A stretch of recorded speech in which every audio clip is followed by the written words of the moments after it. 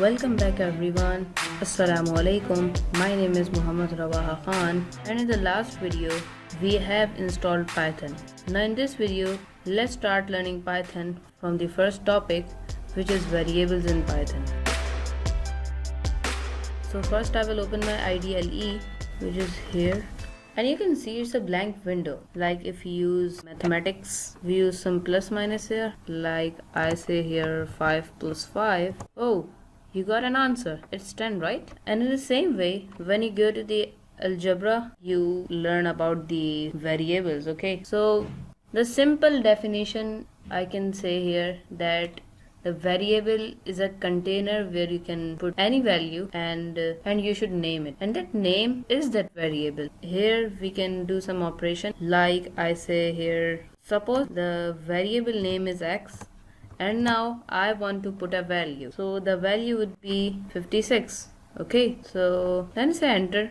Oh, you got nothing here. Okay, and absolutely you didn't got an error. So now what we have to do is to say here variable name and then say enter. Oh, you got an answer. This is the value that I've given to the variable. So the 56 is available in the x container, right? And similarly we can use here, like I can add more value to the x, like there is 56 available in the x variable, and now I have to add 4 here. So what I will do is enter the variable name and then give here plus, okay, and then give 4. Oh, you can see here we got 60, right? And then let's give here another variable, y is equals to 78. Now give enter and then say here variable name, and you got an output of y variable. Now what I have to do, I have to now add the x variable to the y variable, like I say x plus y. Now let's enter here. That's 134, right? So that's amazing. Now I want to now change the variable. For example, you have y variable with 78, right? And now I have to change it to 65. So let's try here. So when I give enter here, oh, it works, right? We didn't got any error. Now give here y. Oh, it works, right? In Python, we can change the variable's value.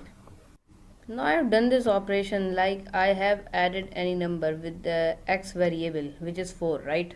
I have added x variable with 4. Now I have to do that same operation with y. So what I will do here, I will say here y plus 65, which is the previous answer. So I have to add the previous answer with y variable, but it's not the right way. You can say here underscore instead of typing the previous answer. So if you say here enter, so you got the right answer. So that's how you can use it. If there would be a bigger number, so there is a short way to use this. So now we have used here integer and numbers in the variables. So what about the strings? Can we use here strings? So let's try here. So my variable will be n equals to mathematics. So when I say enter, oh, it works, right? So when I say n here, variable name, and it works, right? Now I want to add some components in mathematics. Like I want to say mathematics and then at the end the word will be block. Okay, so what I'm going to do here is write the variable name, and then after this give plus here, because we are adding any component, any string to the current string in the variable. So give plus here. Okay, now here I will write here block. Now let's try. Now you can see it works. It is now mathematics block. So that's how you can edit the string. Now we have made this string and it's a combination of characters. This means that if I want to fetch one character, so we will be able to do that. Can you do it here? Now in mathematics there are 11 characters. Now Python makes an array, or you can say combination of characters. Now whenever you fetch any character, you use any of the number, and the number always start from the 0. Like if I want to fetch number 1 character, so it will be A. If I want to fetch second one, it will be T, and so on. Now what we will do is write here variable name. For doing this operation we use here square brackets, and then Now example, there's mathematics. Now I want to fetch here h, which is the third one. So I will write here 3. And let's see what happens. Oh, it works, right? It depends on your characters and which numbers you are using, so that it will find out that character and give in the output. So let's suppose I want to use here I, so it will be 8th one, right? Let's see here. Now we got here I. So that's how we can use it here. Now also we can use here in negative numbers. Now I will say here n and then square brackets minus 1.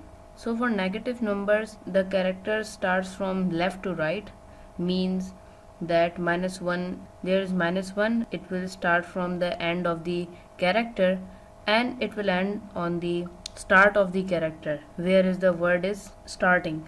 So let's see here, and you got here s, right? Now I want to find here c, so I will say here minus 2 and I will get here. So that was all for this video. So this topic will be continued in the further videos, which you will be learning in the other videos. You can learn there. I hope you all are enjoying this series. Let me know in the comment section. For more, subscribe our channel, hit the bell icon for not missing any updates, and give thumbs up to our video if you like it, and see you guys next time.